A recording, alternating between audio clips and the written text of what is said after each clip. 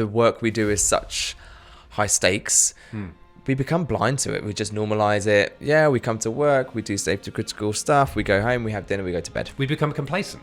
100%. Our beliefs and attitude create our behaviors. Our behaviors then produce outcomes, and outcomes reinforce an underlying belief that we have. We need to have more grace for each other.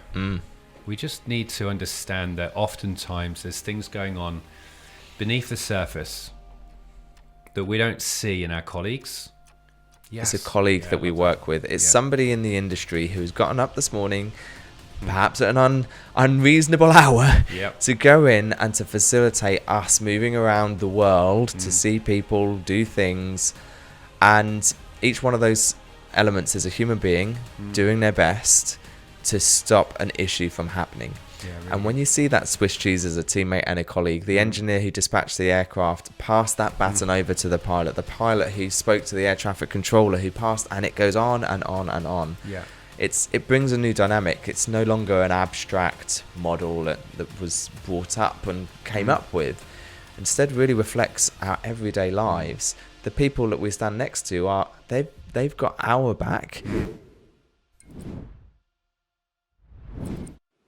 Hey, thank you for watching to this point. Really does mean a lot. We're always looking to create more content that will connect with you and that you'll find valuable. So please feel free to comment, let us know what you like, and any ideas of what you'd like to be covered in the future would always mean a lot to us. Thank you. Luke, welcome back. Thanks for having me.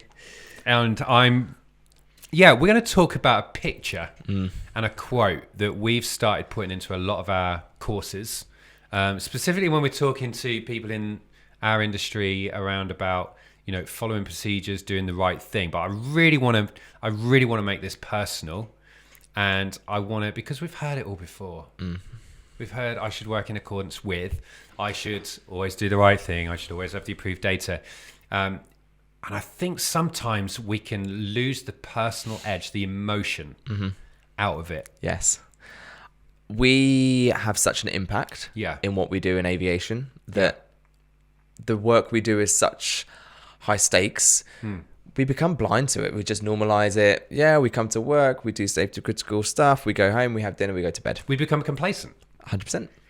Yeah. And it's about how we humanize the work that we do to make us realize that what we do is actually really, really important. Yeah. So there's a psychological model that I've suddenly started talking a lot about because it's had such an impact on my own life, which is it suggests that our beliefs and attitude create our behaviors.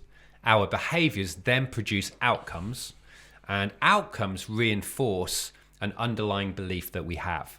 So if I've always had an underlying belief that I should drive in accordance with the highway code, always do the speed limit or less, and that's how I've been brought up. And maybe my belief has been influenced from a punishment level, because my belief is if I don't, I'm going to get punished or I'm going to get fine or points. Or maybe my belief is that I should always drive in accordance with because it's for the better good of everybody else. Yes. So we can have underlying motivators that motivates those beliefs. As you say, a values-driven process. Yeah. So then that drives our behavior. The behavior produces outcomes. Now, where this gets interesting, we are seeing this quite a lot actually in the industry at the moment, is where people's behavior doesn't tie up with our expected beliefs that they should hold, the belief that they should always work in accordance with. We are seeing this straying away from always working in accordance with, and some of it's quite unbelievable. So the discussion between maybe two engineers as to whether we should carry out an independent inspection or not for whatever reason, and then choosing not to carry out the independent inspection. There's some belief going on there, a belief that they have, which might be we've done this so many times before, we've never found an issue. Wear limits have always been within limit, so we can leave it again for a bit longer, or even, well, we're rushing to get this out, and actually by not doing this in particular inspection, we'll save some time and we'll kick it out, and then we've got happy customers, and we need happy customers because the company's in a bit of a tight spot at the moment. So there's all these beliefs going on, some of which can be faulty beliefs, which drive this behavior. And you say I'm a great believer that no one means to do a bad job. And broadly, in fact, I'm fortunate in every interaction I've had, I've never found anybody who has meant to do a bad job. Yeah. So you look at those beliefs as to what's happening. The human factors piece is what's really underlying a huge amount of what we're talking about there. And, why is that? Is it pressures? Is it home pressures? Is it resource issues and so on?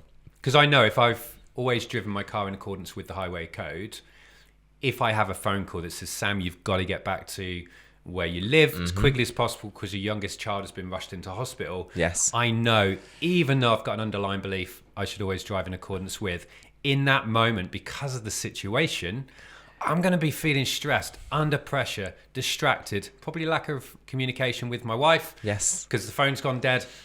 If I'm not careful, my behavior on the road is going to be negatively affected. I'm going to put my foot down. Now I move into the area of I'm hoping for a successful outcome, as in I'm hoping to get back to my hometown without an accident. Yes. Or speeding ticket. Now I've gone into this, well, it's luck space really, because anything could happen if I'm not careful. It's chance. It's calculated risk. Yeah. And what the problems often happen is that calculated risk, our calculations are off. Yeah. And they're off because of some sort of external influence that may be happening. Yeah. So it got me thinking when we were creating some recent training of a quote, and I'll show it into the camera here, but it's going to come up on screen. I love this, Luke, because it says, "You'll never know if you're the reason he gets to spend time with his grandson because you did your job right." A picture of a man and a younger child. I got it off Adobe stock. So it's not a real granddad and a real grandson. Well, it might be. I mean, they might have just paid for the license. It might be, but I thought this was, I just paid for the license. But I thought, actually, hang on a minute. You'll never know. So to every single person watching this, you'll never know if you're the reason that this person or your customers, the people that are flying out to the oil rigs, the passengers who are going on holiday, you'll never know if you're the reason they get to spend time with their family in the future because you did your job right. What I love about that quote and even about that image is it literally transcends generations. Yeah. That actually something that you do today could enable me as a father now to have the opportunity to be a grandfather or a great grandfather because I flew on an aircraft only yesterday, and somebody maintained that and somebody did that to the standard that was required to keep it safe. The pilot flew it to the standard that they required to do it, and they got me home. And that enables me not only to have today, but to have the generational opportunity for it. And I think it's incredible. I like that. And the other part of this is the very well-known and often used Swiss cheese model. And where all the holes line up and something goes wrong. And now I just see that in a different light. You'll never know if you're the reason that he gets to grow up, gets to see his grandson grow up, because you're the slice of cheddar, you're the slice of cheese that there are no holes in it because you've done your job right. Because in the maintenance world, the flying world, invariably there will have been people in the past who have been distracted, been under stress, under pressure, fatigued. They will have shortcutted the system somewhere. There'll be latent error hidden in the system. You'll never know by doing your job right if you're the reason that aircraft is still flying without incident. That Swiss cheese model, again, I think it comes with a new dynamic when you stop thinking of it as being a process or a system, and you think of actually each one of those layers of a cheese is a teammate. It's a colleague that we work with. It's somebody in the industry who's gotten up this morning, perhaps at an unreasonable hour, to go in and to facilitate us moving around the world to see people do things.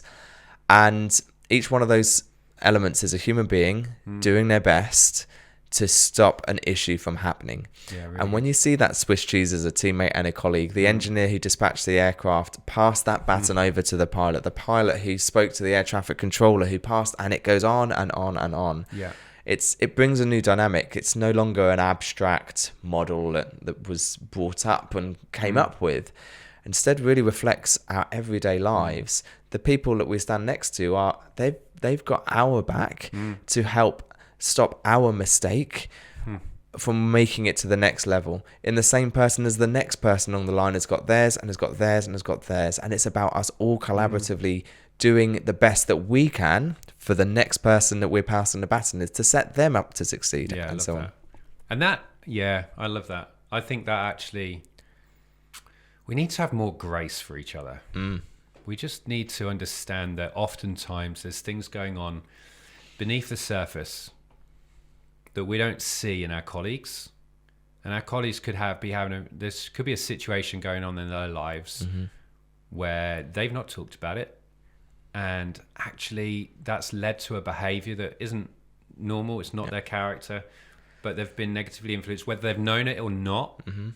Maybe they've just maybe made a mistake, or maybe they've reacted to something in a way that wouldn't normally be them.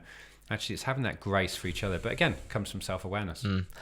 I think we as a broad society spectrum could go a long way of turning around and going, why don't we actually believe that people are good and that what people are trying to do is for the best?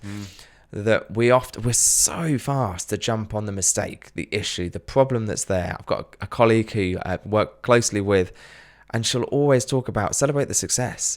When we talk about safety action group meetings, and how often do we sit there and like, this is overdue, this needs to be sorted, etc. Why not be amazing work flight operations? Well done, guys, for getting everything closed out. Thanks so much. I know you've had a lot of workload, but I really appreciate you just closing those two. Focus on the positive. Yeah, it's great. But if we trust that our interactions with each other are on a level which is trying to do the best, I will come today. I was late. Thank you, everybody.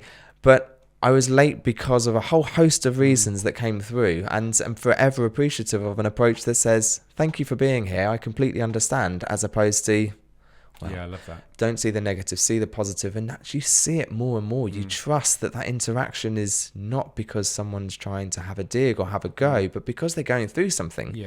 And once you allow that space to explore that, it may never come up. You might not have that type of relationship, but it lightens the load for that individual, which actually helps them a little bit more to succeed in their next interaction and their next one, because you haven't added to a challenge.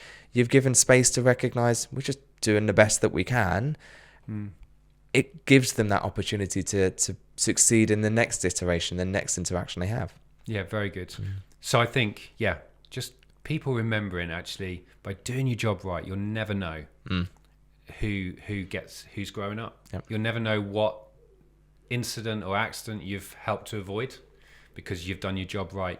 And I think what's the flip side of that, which is quite sobering, is if you don't do your job right, if you don't do that independent inspection and then something goes wrong and there's a loss of life and it's traced back to your actions, your conscious decision to step outside of working in accordance with, you're going to have all the time in the world then to reflect, as well as people's lives on your hands as well. And I think that's the flip side of this quote. The flip side, as you say, everyone can see when it goes wrong. Everyone will focus in when it goes wrong. If you want gratification for a good job, often, in fact, aviation is not necessarily always the place to be, because we take for granted as an industry worldwide, not just within the UK, but across the globe, we take for granted that aviation is one of the safest forms of travel. We don't celebrate that. That's true. We have air crash investigation programs. How often do we focus in on all the things that go wrong? Because it's right to learn, it's right to understand. But you have to remember that every day you do your job properly, you might not get fanfare.